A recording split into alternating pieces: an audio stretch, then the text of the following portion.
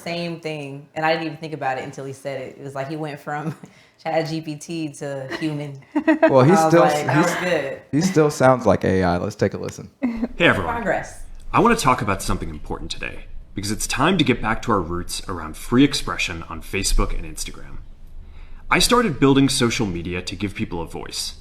I gave a speech at Georgetown 5 years ago about the importance of protecting free expression, and I still believe this today. But a lot has happened over the last several years. There's been widespread debate about potential harms from online content. Governments and legacy media have pushed to censor more and more. A lot of this is clearly political, but there's also a lot of legitimately bad stuff out there. Drugs, terrorism, child exploitation. These are things that we take very seriously, and I want to make sure that we handle responsibly. All right, before he continues, does he not sound like AI? Yes. Yeah. He sounds like the Facebook algorithm. Like, he's back there crafting it out, but he sounds just like it. He is the algorithm. He is the algorithm. I feel like he was a little nervous.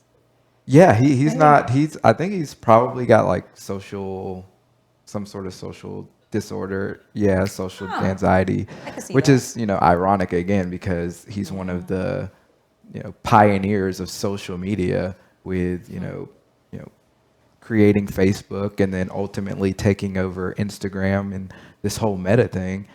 So it's just so interesting that he sucks at social media, even though he created the whole thing. It's the irony. So we built a lot of complex systems to moderate content.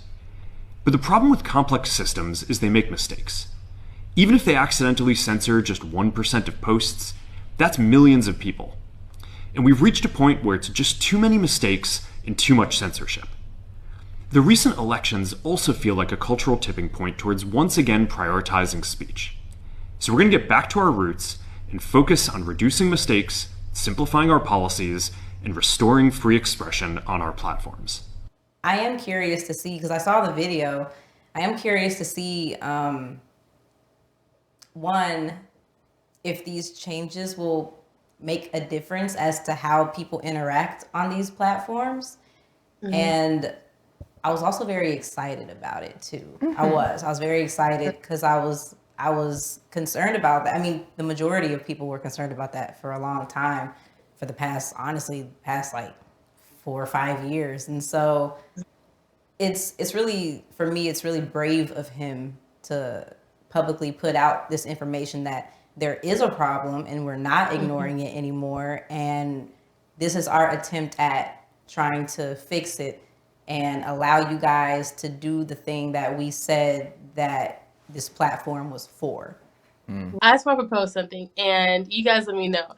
Do you guys feel like maybe this decision had to do with the murder of the United Healthcare CEO? And maybe he's like, wait a minute, let me give these people, more free speech just in case. Do y'all think Whoa. so? I mean, I mean, crazy. I don't know.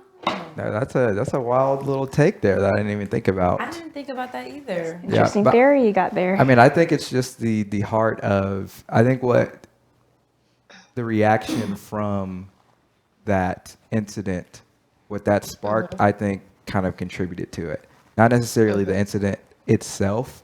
I think it's a culmination of things that have been bubbling in our culture where people are, tired of, the censorship in a sense. And so he's like, man, well, I got to change something because, back when they installed the fact checkers, all the rah was towards, we need, people to be checked, right? It was back when, Trump was running and there was a big move against Trump, like after, kind of in the middle of his first term.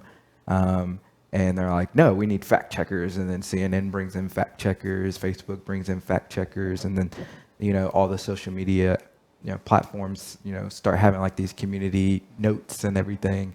And so, but now people are like, no, just let people have an opinion, right? Because everything's not tailored towards trying to be factual. Some people are just trying to get something off their chest. And so maybe that's what needs to be the dividing line is, hey, some things are opinion based, which is fine. But then when you're actually doing, reporting, you need to be factual. And so You can't hold, some of these people shows on YouTube or content on YouTube to the same journalistic standards as you should be holding like the big news corporations, even though they do the same thing with opinion news rather than just reporting and doing real journalism.